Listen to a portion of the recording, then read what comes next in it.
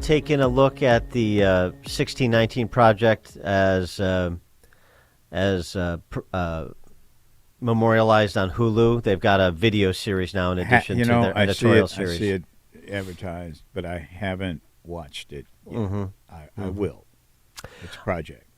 Bob Woodson and a colleague of his, Bill Shambra, write in the Wall Street Journal about the 1619 project, the Hulu version of it, the televised version of it. Well, I've read it. You've read the New York Times 1619 it. project. Yeah. Yeah. And your thoughts, generally speaking? Well, generally speaking, I mean, it is a I think it's another way of looking at the history. My problem with it, it's very negative, and it doesn't celebrate how far we've come from 1619 in the positive way. That's my it's one of my pet issues, if you will.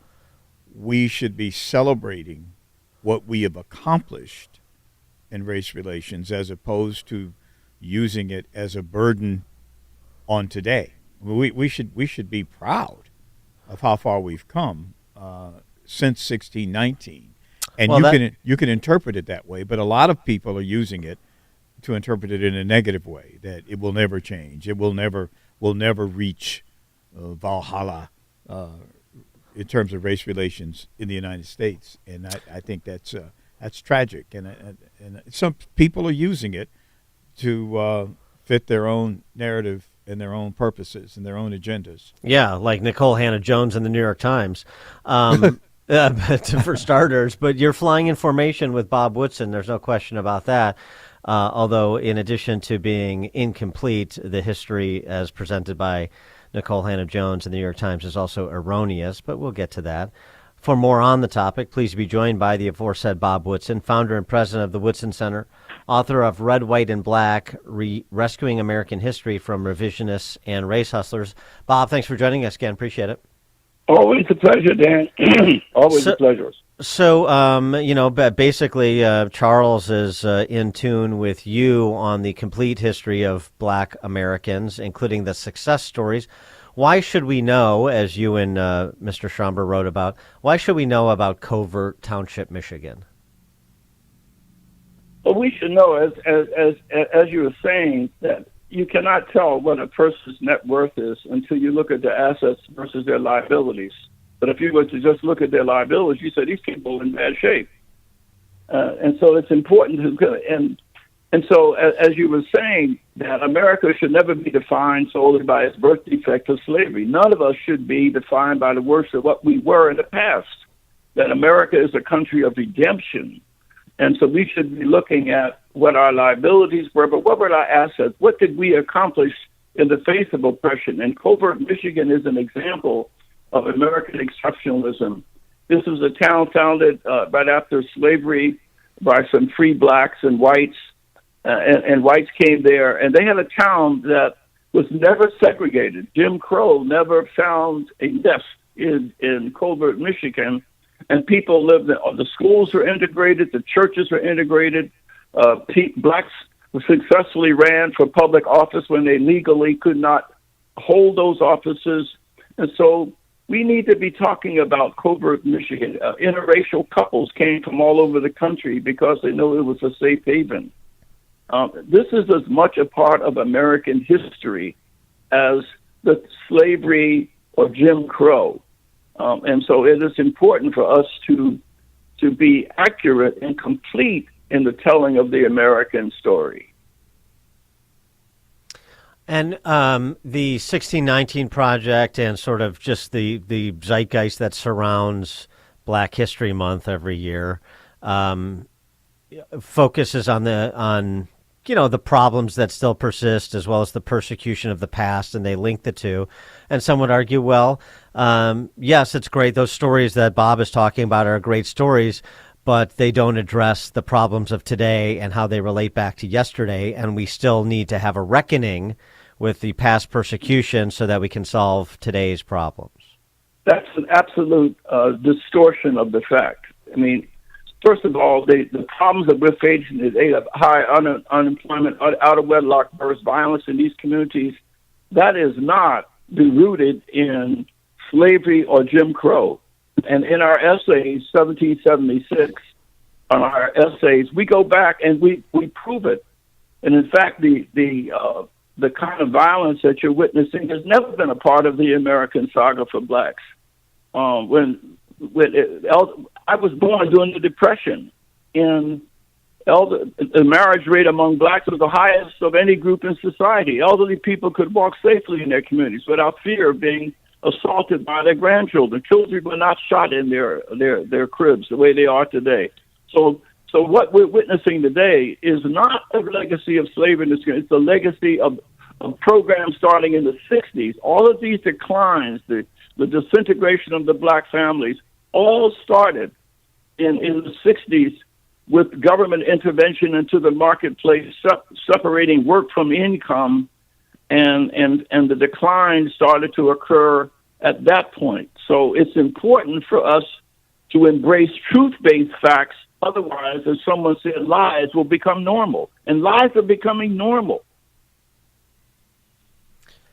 I grew up during the Depression, Dan. I never heard a gunfire. In a low-income black neighborhood, I never heard a gunfire. How many kids could say that today? They know of 4 or 5 friends who were killed. So how can you say that's a legacy of slavery and discrimination when it did not occur during segregation? And it's very difficult when you have. I have grandchildren who are bombarded with negativity at school, with their friends, and man, I have to, I try to intervene, and have, with them. But this is it's a real problem, I believe, for families in terms of what their children are hearing about who they are and where their families have been over the years. And it's really hard work to try to fix that. It really is, but the issue goes beyond just racial reckoning. I don't even know what that means.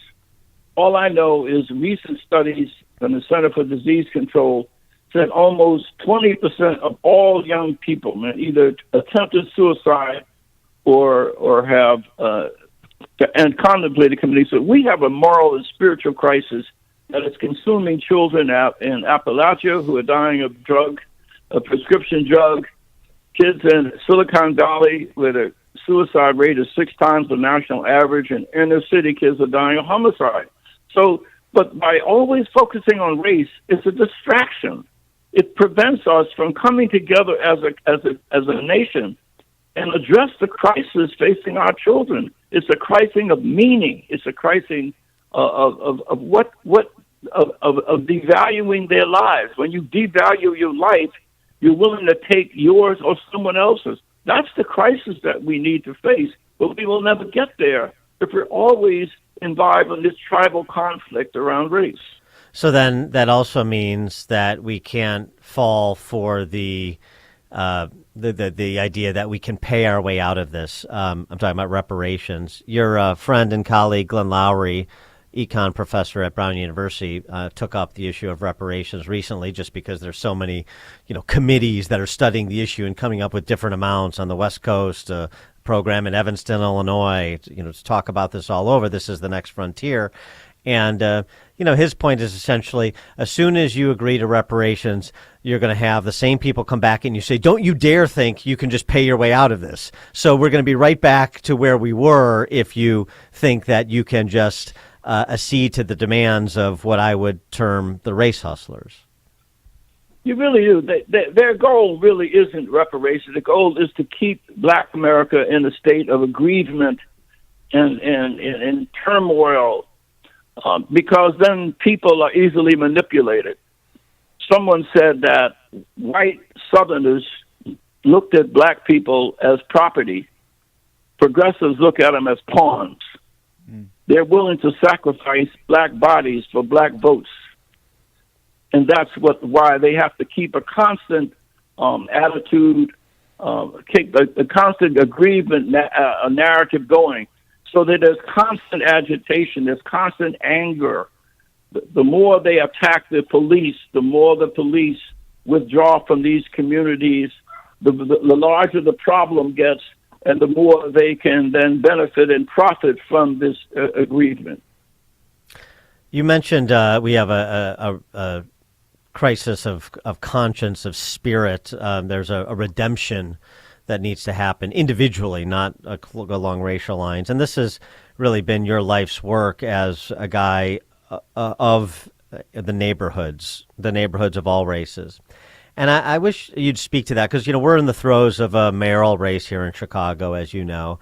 And the talk from virtually all the candidates is about how this program and that program and another program and expanding an existing program is going to solve violence, education, economic independence, going to solve all these problems. We're just not, quote unquote, investing enough in the neighborhoods and our people and our institutions and so on and so forth.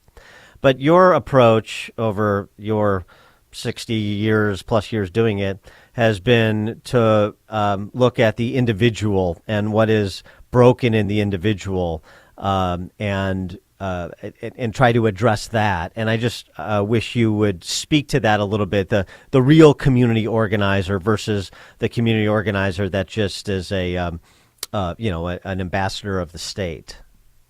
I spent a lot of time in low-income neighborhoods. In fact, I just addressed a group of black professionals in terms of addressing these problems. And they asked me, Bob, what is it that we as a people can do to begin to repair what's broken? And the first thing I said, and they exploded in applause, I said, you need to stop whining about white folks, what they have done to you in the past and what they're going to do to you, and address the enemy within. Leave them out of the room. Let's just talk about solutions that if we were able to accomplish peace and civil order in the midst of Jim Crow, why can't we do it today? And they exploded in applause to that line. Hello, Bob. Sorry. Go ahead, Bob. So that the answers are in the community. And every time when I meet with groups, and I do it every week, low-income groups, all they talk about is their brokenness and what their pathway was towards overcoming their brokenness. And so we've got young people who were ex-gang members whose lives have been redeemed, and they are reaching out. And we've got one neighborhood where there has not a single gun has been fired in a year because young adults have gone in and become surrogate fathers and big brothers to these. And we saturated a community with these community antibodies, and health resulted. So we need to look at these islands of civil order that have been created around the country and invest in them and invest in strategies that heals from the inside out. That's where the investment needs to occur. It has nothing to do with politics or ideology or race. It has everything to do with making people who are broken agents of their own uplift. Bob, that's what we need to invest in. Bob, what's going to happen to the call for reparations when America no longer has a white majority, that when white people are a minority and you have people, Asians, Latinos, people from all over the world's different nationalities who had nothing at all to do with American slavery? I mean, what's going to happen to the call for reparations? Well, first of all, I think it's going to be dismissed. When you look at figures, about 20% of all children are attempting suicide. It's going to, I think, just crowd out that stupid argument. First of all, you had free blacks who owned slaves. Do their descendants pay? You have Native Americans who owned slaves on the Trail of Tears. They took 3,000 of them on the Trail of Tears. Do they pay? I mean, it's just a ridiculous subject to be wasting our time on when people are dying. First of all, look at people who win the lottery. Go look at 80% of them. What happens to them? Bankrupt. Mm. Yep. I wish our problem were money, It isn't. Well, that's why I love the reference. I mean, I don't love this as the fact, but I love the reference to bring in Silicon Valley. I mean, it reminds me of the James Earl Jones line from Field of Dreams, right? It's money they have and peace they lack. That the suicide rate is so heightened in Silicon Valley. So it really speaks to the idea that it's a spiritual a spiritual bankruptcy, not a financial one. And all the talk in our politics is about more money for this and more money for that, as if the more material wherewithal is the path to fixing what's broken. Exactly. You don't hear people. I spent a lot of time in low-income communities, and I never hear issues of racism come up. I never hear reparations ever mentioned. No one's confused about their pronouns. I don't see any of these issues. These are discussions and dialogue among the elite. There's nothing to do with people on the ground who are worried about whether or not they're going to lose a second son or a third son. That's what's taking up their time. People who are sitting around talking about reparations are, as Delano Squires, one of my young colleagues, that they're guilty white people are seeking absolution from crimes they never committed, and entitled blacks are seeking absolution from injustice they never suffered. Bob Woodson, founder and president of the Woodson Center, founder as well of 1776 Unites, author of Red, White, and Black, Rescuing American History from Revisionists and Race Hustlers. Bob, always a pleasure. Thanks for joining us. Thank you, Dan, as always.